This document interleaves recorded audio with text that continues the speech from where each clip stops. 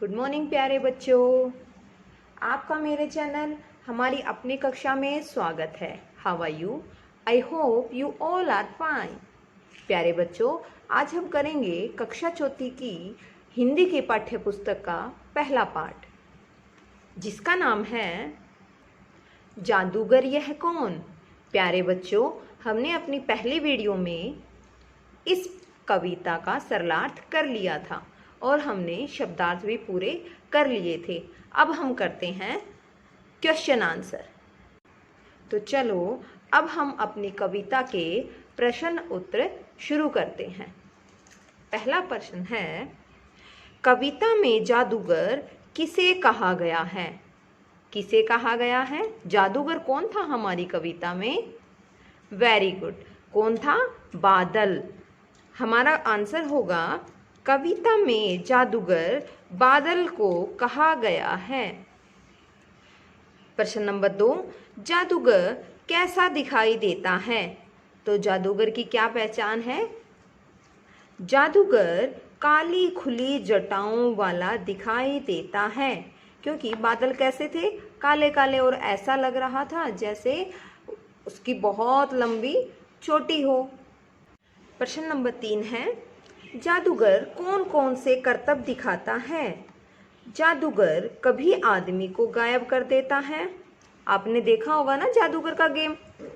जादूगर कभी तो आदमी को गायब कर देता है और कभी कांच खाकर करतब दिखाता है। कभी आदमी को कबूतर बना देता है, कभी कबूतर को गायब कर देता है ना। सोचो, बादल को जादूगर क्यों कहा है? अब आपको सोचकर बताना है कि जादूगर तो आदमी होता है, लेकिन यहाँ पर बादल को ही जादूगर क्यों कहा गया है? बादल जादूगर की तरह कभी सूरज को गायब कर देता है तो कभी बूंदे टपकाता है ना। तो जैसे जैसे जादूगर जादू करता है वैसे ही बादल भी जादू दिखाता है। अब हम आगे करते हैं। आपकी बात धरती तक ऐसे झुक जाता जैसे हाथी सूंड नवाता। इसका तो हम सरलार्थ कर चुके ना, तो आप लोग ये पढ़ोगे। जब बादल झुकता है तो कवि को ऐसा लगता है जैसे कोई हाथी अपनी सूंड को झुकाता है। आपको भी बादलों में तरह तरह की आकृतियां दिखाई देती होंगी, उनके नाम लिखो। तो आपको कौन कौन सी आकृति दिखाई देती है बच्चों? आपको कभी पशु दिख सकता है ना। पशुओं की, एक से ज़्यादा होंगे तो पशुओं की, है ना। कौन कौन सी आकृतियाँ दिख सकती हैं? कभी कभी जब बहुत ज़्यादा काला बादल होता है तो कैसी राक्षस जैसी दिख सकती है ना। तारे के रूप में दिख सकती है ना। कभी पक्षियों के रूप में दिख सकती है ना। तो आप लोगों को ये क्वेश्चन आंसर अपनी नोटबुक में लिखने हैं, याद करने हैं। अब हम आगे करते हैं। नेक्स्ट है हमारा, आपको कैसा लगता है जब गर्मी में बादल सूरज को ढक लेते हैं? अब बहुत ज़्यादा गर्मी है ना, और बादल अगर सूरज को ढक दे तो आपको कैसा लगेगा? जब गर्मी में बादल सूरज को ढक लेते हैं तो हमें बहुत अच्छा लगता है, क्योंकि इससे क्या हो जाती है? गर्मी कम हो जाती है ना। सूरज की गर्मी कम हो जाती है और बादल सूरज को ढक देता है। जब सर्दी में बादल सूरज को ढक लेता है तब कैसा लगता है? जब सर्दी में बादल सूरज को ढक लेते हैं अच्छा नहीं लगता। क्यों नहीं लगता? क्योंकि इससे तो हमारी ठंड और बढ़ जाती है। इस कारण सर्दी बहुत बढ़ जाती है ना। क्योंकि सर्दियों में हमें किसकी ज़रूरत होती है? धूप की। और अगर सर्दियों में धूप नहीं निकलेगी तो हमें क्या लगेगी? ठंडी लगेगी, तो हमें अच्छा बिल्कुल नहीं लगेगा, है ना। आगे है हमारा कविता से आगे। नीचे कविता की कुछ पंक्तियां दी गई हैं, कविता पढ़कर प्रश्नों के उत्तर दें। कविता से रिलेटेड बेटा यहाँ पे कुछ लाइनें दी गई हैं, तो उनके हमें उत्तर देने हैं। बादल दिन को रात कैसे बनाता है? अब हमारे पास तो दिन है, लेकिन बादल दिन को रात कैसे बना देता है? सूरज को ढककर। शाबाश, वेरी गुड। बादल धरती को कैसे खुश करता है? धरती कब खुश होती है? जब बहुत ज़्यादा बारिश होती है। और बारिश कौन करता है? बादल। तो हमारा आंसर क्या होगा? बादल धरती पर बारिश करके धरती को खुश करता है। ठीक है, आगे है हमारा, झोले से बूंदे टपकाता। बादल अपने झोले से बूंदे टपकाता है, इसी तरह ये अपने झोले से क्या क्या निकालेंगे सोच कर लिखें। अब मतलब बादल क्या करता है? झोले से बूंदे निकालता है, और हमें बताना है कि ये सब जो नाम दिए गए हैं वो अपने थैले से क्या क्या निकाल सकते हैं, है ना। अब पिताजी अपने झोले से क्या क्या निकाल सकते हैं? हमारे लिए खिलौने ला सकते हैं, मिठाई ला सकते हैं, है ना, कुछ और भी ला सकते हैं, टॉफ़ी ला सकते हैं, चॉकलेट ला सकते हैं। और माँ अपने झोले से क्या निकाल सकती है?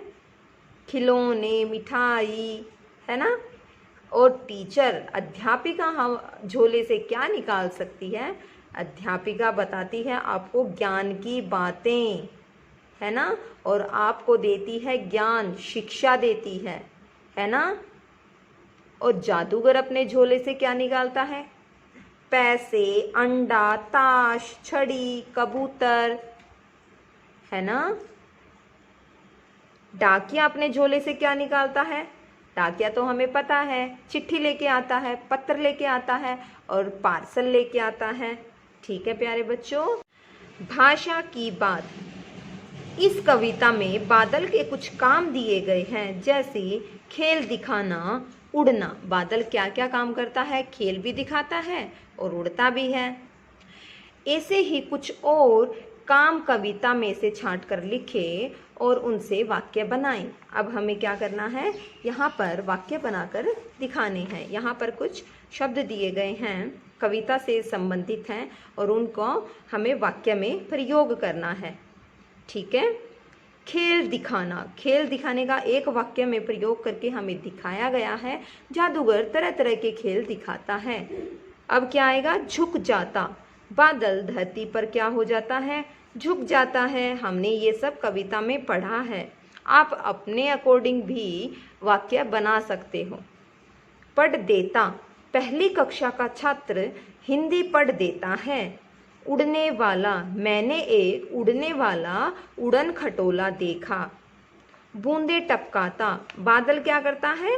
अपने झोले से बूंदे टपकाता है। मैंने सिर्फ लिखा है बादल बूंदे टपकाता है। ठीक है प्यारे बच्चों, अब हमें करना है, जादूगर शब्द जादू और गर शब्द से मिलकर बना है।